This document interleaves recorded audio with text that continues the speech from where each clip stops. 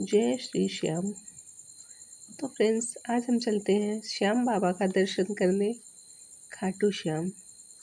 तो खाटू श्याम कब जाएं, कैसे जाएं, सभी तरह की जानकारी के लिए आप लोग वीडियो के अंत तक बने रहें।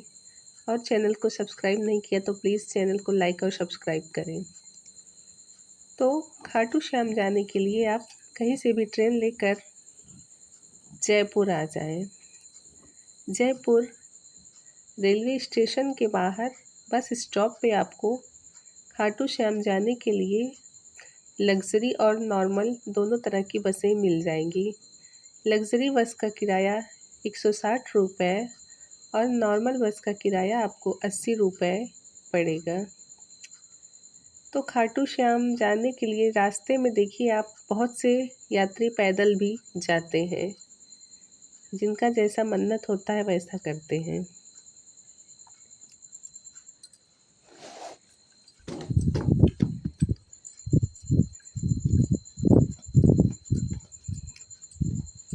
तो लेडीज़ों का किराया जो है वो 20 रुपये कम है।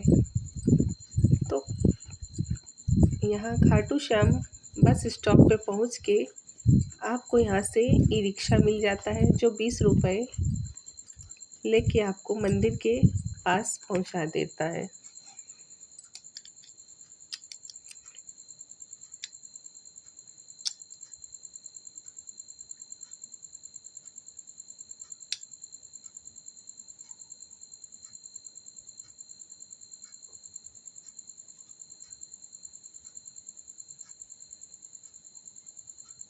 श्याम बाबा का दर्शन करने के लिए भक्तजन नाचते हुए और गाजे बाजे के साथ भी दर्शन करने जाते हैं।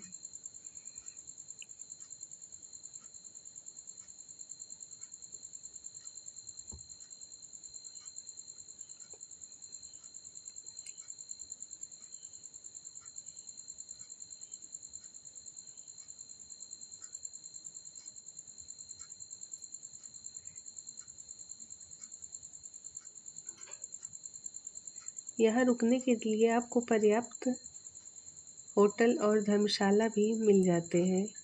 300 से लेकर 500 रुपये में आपको रुकने की सही जगह मिल जाएगी। और खाने पीने का रेट भी यहाँ नॉर्मल ही है।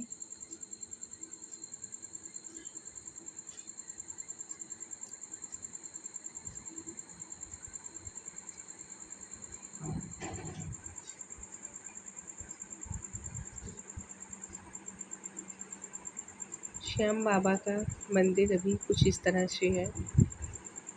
तो आइए श्याम बाबा का दर्शन करते हैं।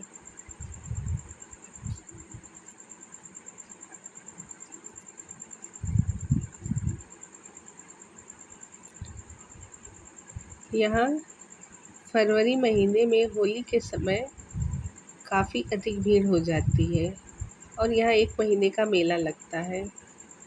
तो उस टाइम यहाँ दर्शन करना काफ़ी मुश्किल हो जाता है।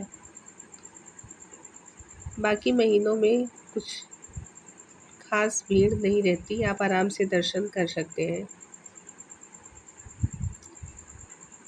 श्याम बाबा के पास यहाँ सिर्फ यही गुलाब का फूल ही चढ़ता है, तो बाकी प्रसाद यहाँ उनके पास नहीं ले जा सकते।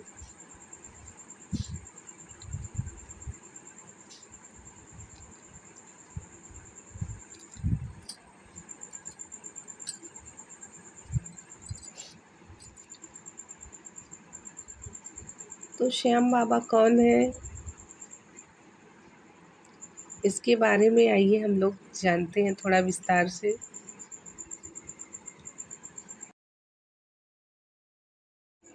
श्याम बाबा को हारे का सहारा क्यों कहा जाता है? तो कहानी कुछ इस प्रकार है कि जब महाभारत का युद्ध हो रहा था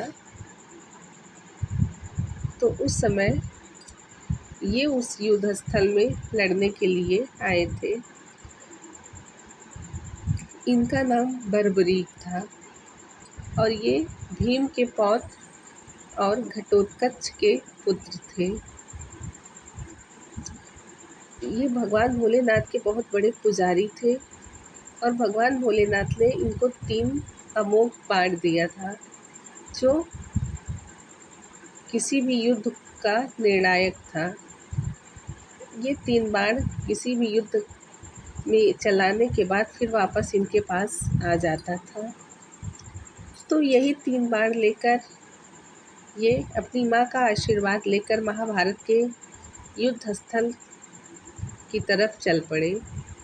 जब भगवान श्री कृष्ण को पता चला कि बर्बरीक आ रहे हैं, तो वो समझ गए कि कुछ गड़बड़ होगा, क्योंकि उनकी माँ ने कहा था कि बेटा, जो हारे उसी का सहारा बनना। तो ये जानकर भगवान श्री कृष्ण ने एक ब्राह्मण का रूप बनाया और उनके पास पहुंच गए। और इस तरह बातचीत में उन्होंने कहा कि मैं कैसे मान लूं कि आप इतने बड़े तीरंदाज हैं, कुछ हमको प्रूफ बताइए। तो बर्बरीक महाराज ने पूछा क्या करूं?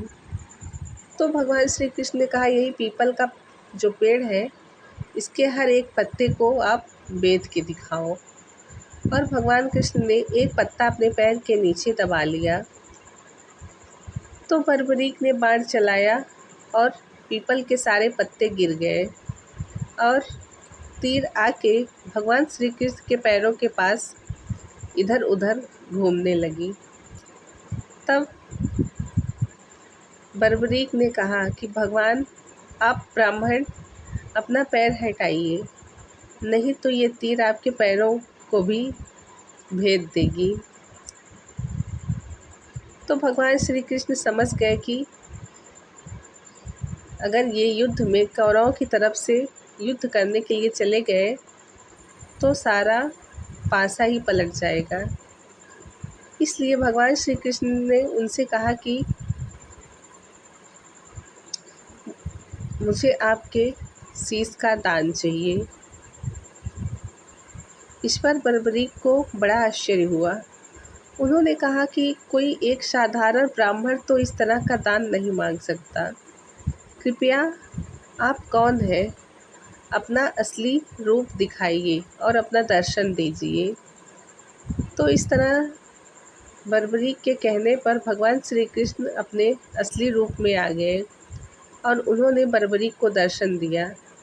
तब बर्बरीक ने अपना सिर काट के भगवान श्री कृष्ण को दे दिया और कहा कि प्रभु, मेरी बस एक ही अभिलाषा है कि मैं इस महाभारत के युद्ध को आखिरी तक देख सकूं।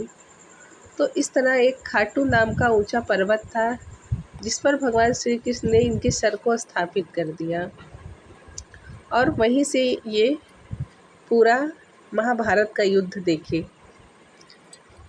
इस तरह भगवान श्री कृष्ण उनसे प्रसन्न होकर कहा कि कलयुग में जब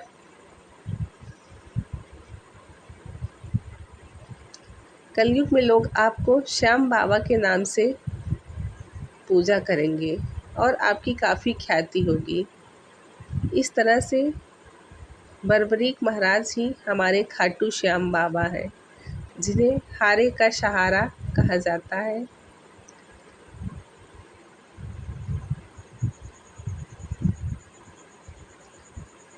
और ये वही कुंड है जहाँ पर श्याम बाबा का शीश मिला था। यहीं से इनका शीश उठाकर मंदिर में स्थापित किया गया था। ये वही प्राचीन कुंड है।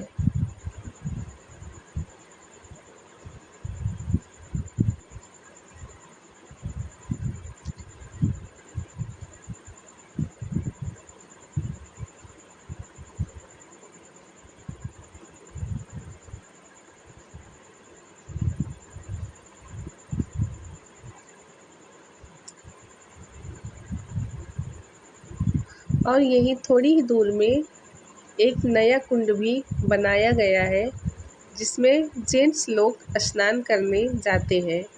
पुराने कुंड से ही पानी इस कुंड में भी आता है। उसी कुंड के पास सटा हुआ ये भी बना है। अभी इसमें काम चल रहा है, इसलिए इसको खाली कर दिया गया है।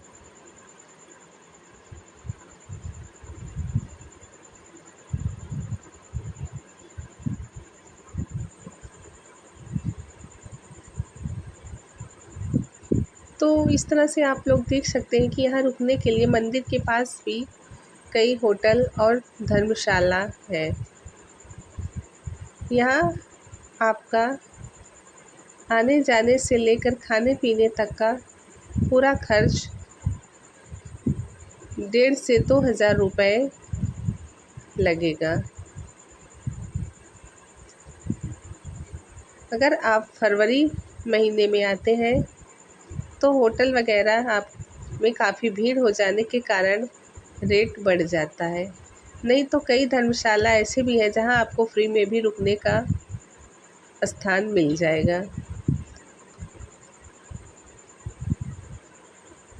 लेकिन फरवरी महीने में यहाँ मेला होने के कारण भीड़ बहुत अधिक हो जाती है।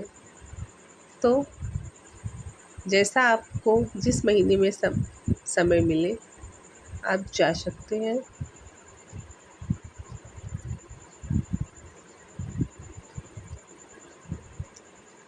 श्याम बाबा का दर्शन करने के पश्चात भक्त सलासर बालाजी का भी दर्शन करने जाते हैं। तो बालाजी का दर्शन करने के लिए आप हमारे चैनल को सब्सक्राइब करें। हम नेक्स्ट वीडियो में आपको सलासर बालाजी का दर्शन कराएंगे।